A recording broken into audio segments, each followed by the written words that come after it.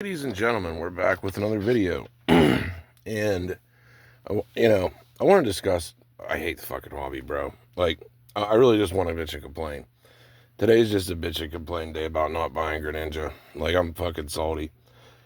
Either way, I want to explain why I was right on this channel and how my comparison yesterday kind of sums it up a little bit. The Graninja. Now, yesterday, if a lot of you were like just hopping from deal to deal, bro, like I kind of am. So you would have bought that Graninja at $700 yesterday. That was the best deal around. A lot of people FOMO'd. Maybe someone did buy the card for $700. It now is being listed for $5. The Graninja crash has already started. Some listings are still at like $2,000. The crash has already started. Okay. The card's cool. If you can pick up a nice single, it's definitely a good move. If it's reasonably priced, like it's still not a bad card to buy. And I still say this with like Drowsy even.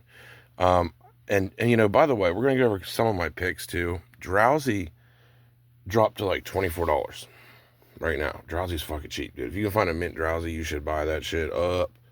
Don't care. Next, the Persian from Shrouded Fable has recently dropped to like $30. I think that's a screaming buy at that price. That Persian's beautiful. I'm personally on the hunt for the Persian when I find one that's pretty mint. My next recommendation of a card that just cooled off, the Houndoom as well. It dropped to $30. It was like a $50 card. The Squirtle from Stellar Crown dropped to $50 now. I still say you pick a Squirtle for like $40-30, dude. You're doing good. The Mew from Fusion Strike, I still think is a good pickup. If we're going singles wise. But yeah, all these are like fairly good deals. But the Graninja, as I was calling, it rapidly went up. It's rapidly going down. And, but at the same time, a card like Gengar, it holds its monetary value at $13.50 no matter what. And I'll explain the difference. Now, the Greninja, you look at this in like singles. The Greninja always, so you can get it from any ETB. So pulling it's not very difficult. You can find them on the market. You can find them anywhere. Gengar, you specifically have to pull from Fusion Strike. It's tough as fuck. You could open up $5,000 in cases, which is 5 cases, one case. You could spend 5K chasing it and still not even get it. So that is why the Gengar stays steady and holds value compared to a card that really doesn't. And the Greninja is a perfect example of that. It's just too easy to get, too easy to obtain. So that's why I was kind of right on this one. Like always, I just said just avoid it. You can just stay out of singles, man. If you just feel like it's a fucking shit show, you can just stay out of it. But I'm saying, like the Drowsy, bro, I'm just saying, if you can find that card at $24, you're fucking killing it. I don't care. That's a bargain in my opinion. Even if it goes down to like $10 again, I don't care. I still think it's a fucking bargain. Eventually, I don't think you'll regret the Drowsy. But, like I said, singles are fucking risky. I'm not going to tell any of you guys to just fucking jump in that shit. It's a risky game. But, I mean, $24 fucking dollars, though, for fucking card, we can't beat it. Either way, that's just my opinion on it. Next, something else I want to talk about on this channel. So, but it is disgusting that you could have bought a $5 Greninja, graded it, and sold it for like a band. I mean, even $500 is crazy for the Greninja. But next, I wanted to talk about, what was next on my list? I had something else I wanted to discuss on this channel. I think it was something to do with Evolving Skies, I think, or Celebrations. A lot of people were asking like about selling Celebrations. I would still say chill on it. I mean, I'm personally holding on to all my Celebrations. I still think it's pretty undervalued, to be honest. And yeah, I would say wait till the 30th anniversary to unload any of your Celebrations. The Greninja, if you have it, I would say unload it if you can get like over $500 for it, of course. But like the specific Elite Trainer box, if you have it, I would say, oh, this is where I was going to get at. The risk of actually grading the Greninjas. Now, and I will say, this might not be a bad play to do with like one ETB of where you just open the ETB, sell the packs out of it, and then grade the Graninja, and then try to dump it for like $500. Sure, that might be a better idea than trying to sell your uh, Celebrations ETB. It's the same thing with these boxes right here, the Vaporeon boxes.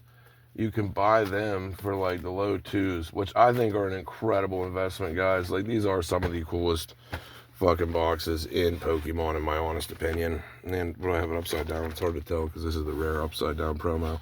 But you can grade these, and just these promos are like $700 each in a PSA 10. I mean, they're pretty fucking expensive. So, you could crack products and just grade if that's what you're in the mood to do.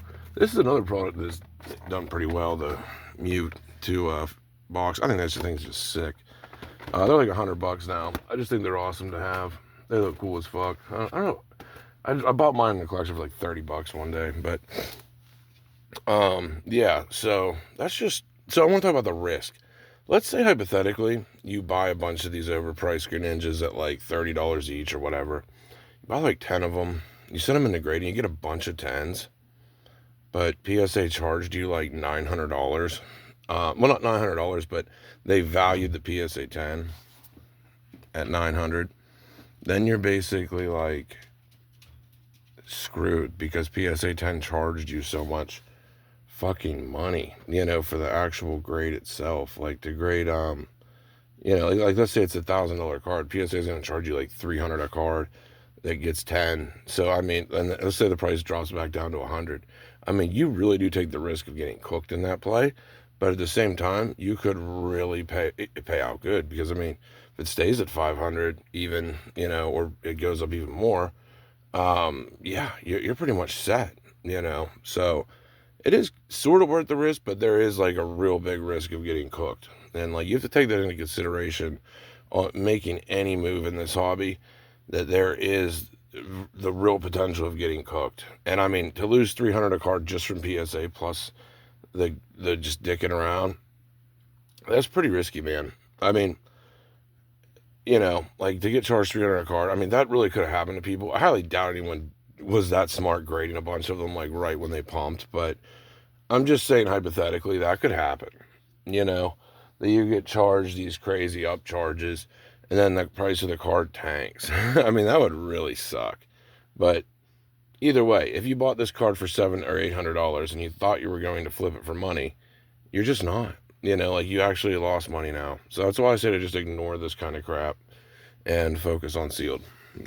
So that's everything we have for this video, though. Hope you guys enjoyed it, and we're out.